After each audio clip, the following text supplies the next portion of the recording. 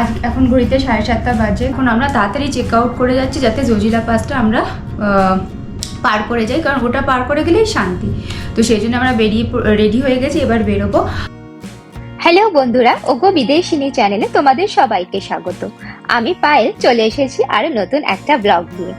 ব্রেকফাস্টে লুচি ছোলার ডাল খেয়ে বেরিয়ে পড়লাম শ্রীনগরের উদ্দেশ্যে। যদিও এই ব্রেকফাস্টটা অন্য একজন পার্টির ছিল, আমরা তো জানতাম না, তাই আমি খেয়ে ফেলেছি।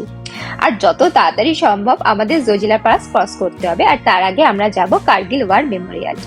এখানকার অ্যাপ্রিকট হচ্ছে বিখ্যাত, তাই এখানে অ্যাপ্রিকট বিক্রি হচ্ছিল দেখে আমরা দাঁড়িয়ে পড়লাম। এখানকার স্পেশালিটি অ্যাপ্রিকট, এটা এখন খাচ্ছে, ওটা এখন নেওয়া চলছে, ওই যে কিনছে, নিয়ে এবার যাবো। অ্যাপ্রিকট কিনে আমরা বেরিয়ে পড়লাম। এক প্যাকেট অ্যাপ্রিকটের প্রাইস হলো 300 টাকা। আমাদের ড্রাইভারজি বললেন এই অ্যাপ্রিকট রাতে 1 গ্লাস জলে ভিজিয়ে পরের দিন সকালে সেই ভেজানো জল আর অ্যাপ্রিকট খেলে তার শরীরের জন্য খুব উপযোগী।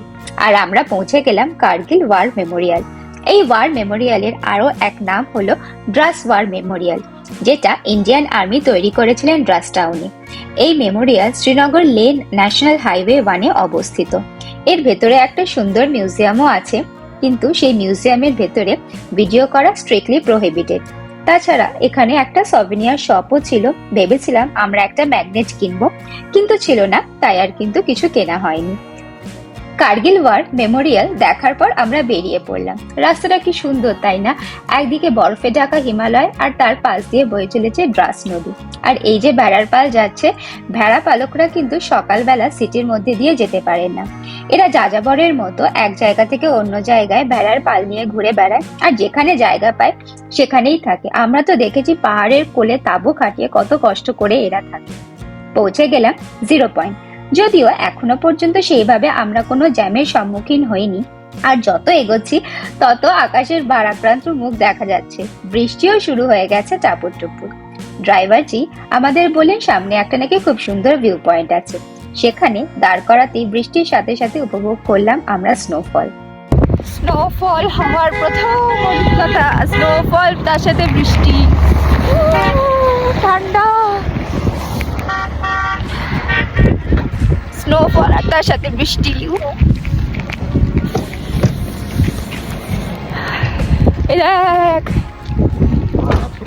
ভুটানে যখন মা বাপের সাথে ঘুরতে গেছিলাম তখন একবার স্নোফল দেখার অভিজ্ঞতা হয়েছিল আমার, এটা দ্বিতীয়বার। কেমন যেন মুহূর্তের মধ্যে ওয়েদার চেঞ্জ হয়ে বৃষ্টির সাথে স্নোফল শুরু হয়ে গেল। সত্যি অপূর্ব।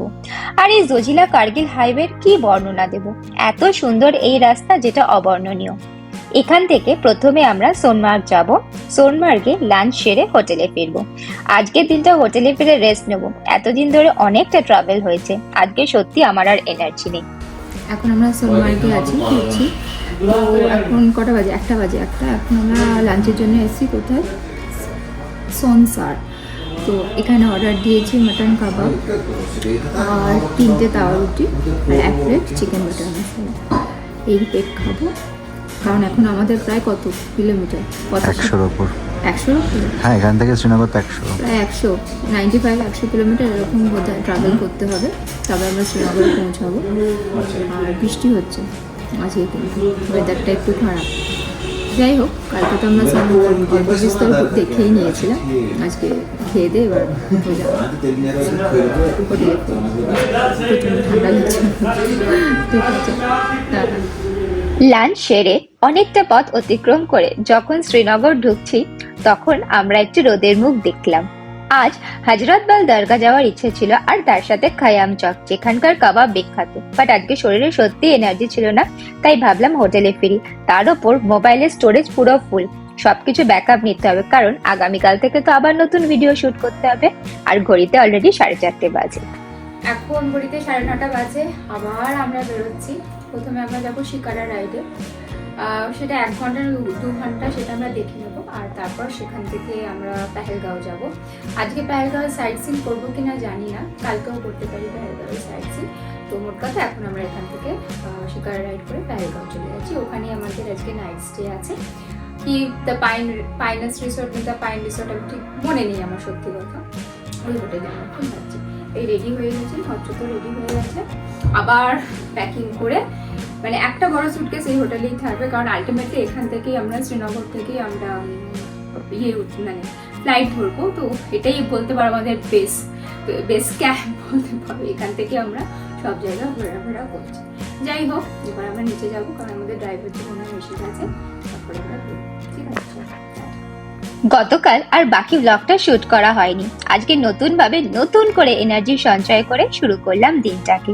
প্রথমে করব শিকারা রাইড, তারপর যাব পেহেলগাঁও। আজকেও কিন্তু বেশ অনেকক্ষণের জার্নি। হ্যালো, আমরা এখন 10:15 বাজে। 2 ঘন্টার রাইড নিয়েছি, 1600 টাকা। কোনো পয়েন্ট দেখাবে না বলেছে, কারণ আমাদের প্রচন্ড মাথা গরম ছিল। এখানে সবকিছুতে এত টাকার ব্যাপারে ইন্টারলিঙ্কড রয়েছে না, মানে বোঝা ভীষণ ভার। প্রথমে যখন আমরা বললো দুজন 2 ঘন্টা 6টা পয়েন্ট দেখাবে, 3200 টাকা, 3200 টাকা। আমরা সপাটে না করে দিয়েছি, আমি যে আমরা যাবোই না, আমরা ব্যাক করে আমরা পেহেলগাঁও চলে যাচ্ছিলাম। বাট তারপরে একজন বললো 2000 টাকা। আমরা 2000 টাকাতেও রাজি হইনি। তো তখন বললো আপনাদের কোনো পয়েন্ট দেখাবে না, জাস্ট ঘোরাবে। বললাম হ্যাঁ, আমরা তাতেই রাজি, আমাদের কোনো অসুবিধা নেই, তাতে 1600 টাকা। তো আলটিমেটলি 1600 টাকা রাজি হয়েছে, আমরা ঘুরবো। আমার তো দরকার নেই ফ্লোটিং মার্কেট এগুলো দেখার, তার জন্য আমার 3200 দেওয়ার কোনো মানেই হয় না। তো যাই হোক, আমরা বসে পড়েছি। এবার জাস্ট আমরা একটু নৌকা ভ্রমণ করবো বা শিকারা ভ্রমণ করে ডাল লেকটা ঘুরে দেখবো, বাস। জব্বলপুরে ঘুরতে যাওয়ার সময় বেড়াঘাটে মার্বেল রক দেখার জন্য আমি মা বাপি করেছিলাম নৌকার ভ্রমণ। তার ছিল একরকম শোভা, আর এখন আমি আর অচ্যুত করছি শিকারা রাইড, তার কিন্তু আরো অন্যরকম শোভা। आप कितने साल से यहाँ पर हो? 6 साल से। अच्छा अच्छा, बहुत सुंदर जगह है, बहुत सुंदर।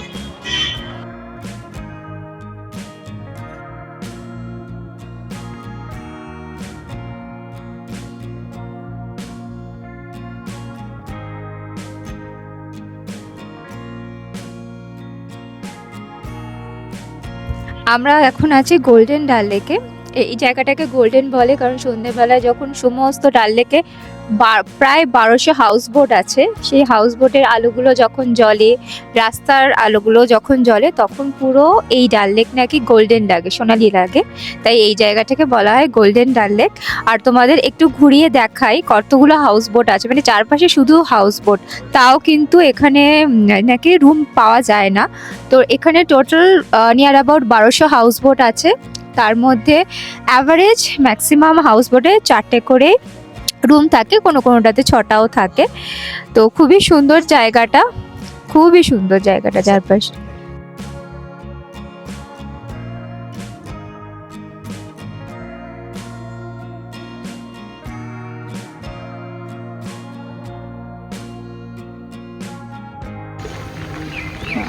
तो हम लोग कावा पी सकते हैं, कावा पियेंगे। आगे होगा? अच्छा ठीक है, कोई बात नहीं। যখন শিকারা রাইডের দাম নিয়ে দরাদরি চলছিল, তখন কিন্তু আমাদের বলেছিল কোনো পয়েন্ট ঘুরিয়ে দেখাবে না। যাই হোক, আমাদের কিন্তু সমস্ত পয়েন্টই দেখিয়েছিল। তার মধ্যে আবার শুরু হয়ে গেছে টুপুর টাপুর বৃষ্টি, সত্যি যেন নৈসর্গিক শোভা। আমরা এখন এখানে কাওয়া খাবো।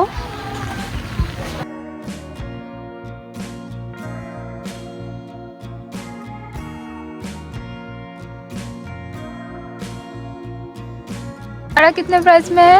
शिकारा मैडम कौन सा, छोटा बड़ा? छोटा छोटा। ये वाला? हाँ, 220 का मैडम। बाप रे। देखो ওখানে আইসক্রিম এসেছে। नहीं, मुझे अभी नहीं, अभी हम लोग नहीं, उतना नहीं चाहिए अभी कावा। नहीं नहीं, हाँ ठीक है, हाँ वापसी पर। তো এখন আমরা কাওয়া খাচ্ছি, অপূর্ব খেতে কাওয়া। এর মধ্যে আমি যেগুলো দেখতে পাচ্ছি, এখানে প্রথমে আমন্ড রয়েছে, এলাচ রয়েছে, পেস্তা রয়েছে, রোজ পেটাল রয়েছে, এই কটা ভাসছে ওপরে। আর কি কি মশলা আছে আমি জানি না, শুনেছি 18 রকমের মশলা দিয়ে তৈরি হয়, আর এতে চিনি দেওয়া হয় না, হানি দেওয়া হয়। ওকে, আর সেই কাওয়া খেতে খেতে আমরা এখন যাচ্ছি মিনা বাজার দিয়ে যাচ্ছি। আর এই যে চারপাশে যে দোকানগুলো রয়েছে, এখানে শাল রয়েছে, সোয়েটার রয়েছে, অনেক কিছুই রয়েছে। এই শাল সোয়েটার বলা হচ্ছে যে ইনারা যখন অফ সিজন থাকে, মানে উইন্টারে, এই শাল সোয়েটার এগুলো এখানে বোনেন। আর এখন এই সময় যখন ট্যুরিস্ট সিজন থাকে, সেগুলো বিক্রি করেন। তো এইভাবে এখানে চলে। আর এখানে শুধু শাল সোয়েটারের দোকান নেই, আরেকজন আইসক্রিম, এখানকার স্পেশাল আইসক্রিম বিক্রি করতেও এসেছিলেন। আর এখানে ড্রাই ফ্রুটস অনেক কিছুই পাওয়া যাচ্ছে। যাই হোক, আপাতত আমরা এই রাস্তা দিয়ে চলেছি। খুব সুন্দর জায়গা, আর কাওয়াটা স্পেশালি খুবই সুন্দর।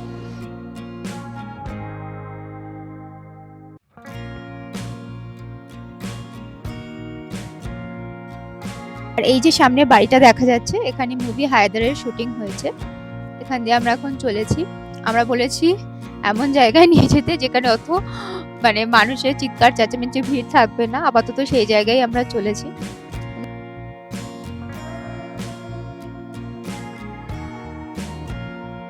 স্টোর রয়েছে, তাতে সুন্দর সুন্দর কাশ্মীরি কাজের জিনিস রয়েছে, কিন্তু এখানে নাকি প্রচুর দাম, তাই ভুলেও যাওয়া উচিত নয়। কিন্তু যেগুলো দেখা যাচ্ছে সেগুলো খুবই সুন্দর, খুব চয়েসেবল। চলো।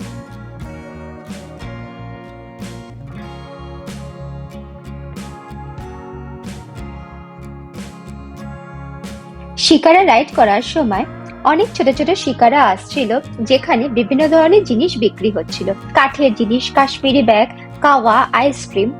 কিন্তু ব্যাগ আর কাঠের জিনিসগুলোর দাম অনেকটাই বেশি ছিল, তাই আমরা শুধু কাওয়াই খেয়েছিলাম, কিছু কেনাকাটি কিন্তু ওখান থেকে করিনি। বৃষ্টি পড়ছে, তার মধ্যে রোদ, সব মিশিয়ে ফাইনাল আছে।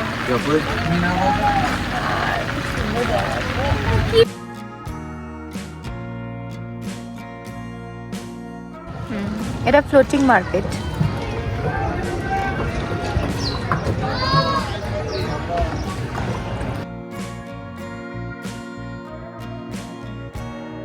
बात है, लास्ट तक एंजॉय करना ही चाहिए ऐसा रुक।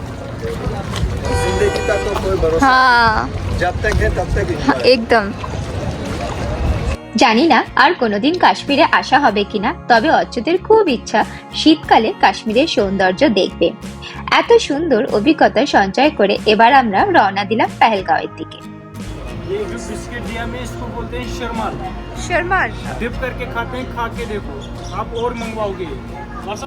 কাওয়া উপভোগ করে আমরা এক প্যাকেট কাওয়া মিক্সচার কিনলাম, যার দাম ছিল 300 টাকা। তারপর অল্প কিছু ড্রাই ফ্রুটস কিনলাম। আমরা মেনলি কিনেছিলাম এক প্যাকেট আখরোট, যার দাম ছিল 600 টাকা, আর একটা 1 গ্রামের সাফরান, যার দাম ছিল 300 টাকা।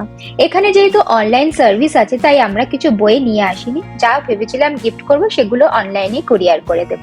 এরপর এটা হলো অ্যাপেল অর্চার্ড, যেখানে 1 গ্লাস অ্যাপেল জুসের দাম হলো 50 টাকা। অচ্যুত ট্রাই করেছিল, জুস আমার সহ্য হয় না, একদম অ্যাসিডিটি হয়ে যায়, তাই আমি আর জুস খাইনি। এই একটু বিভিন্ন রকমের আচার মোরব্বা বিক্রি হচ্ছিল, সেগুলো একটু টেস্ট করে আমরা আবার বেরিয়ে পড়লাম পেহেলগাঁওয়ের দিকে।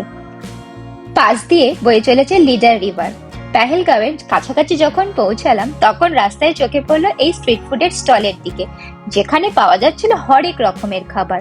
নতুন খাবার ট্রাই করতে আমাদের দুজনের খুব ভালো লাগে। ব্যাস আর কি, আমরাও নেমে পড়লাম।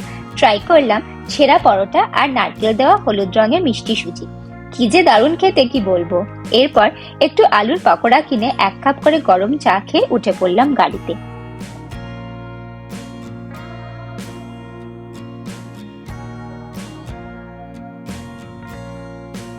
পেহেলগাঁওয়ের অনন্তনাগে দ্য হোটেল পাইনাস রিসোর্টে, সেখানে আমরা যাচ্ছি। আর এই হোটেলে পৌঁছানো দিয়েই আজকের ব্লগটা আমি শেষ করলাম। আশা করি তোমাদের এই ব্লগটা খুব ভালো লেগেছে। আর ভালো লাগলে প্লিজ লাইক, শেয়ার, কমেন্ট আর সাবস্ক্রাইব করতে ভুলো না। সবাই ভালো থেকো, সুস্থ থেকো। খুব তাড়াতাড়ি পরের কাশ্মীরের ব্লগ নিয়ে আসছি। ততদিনের জন্য টাটা।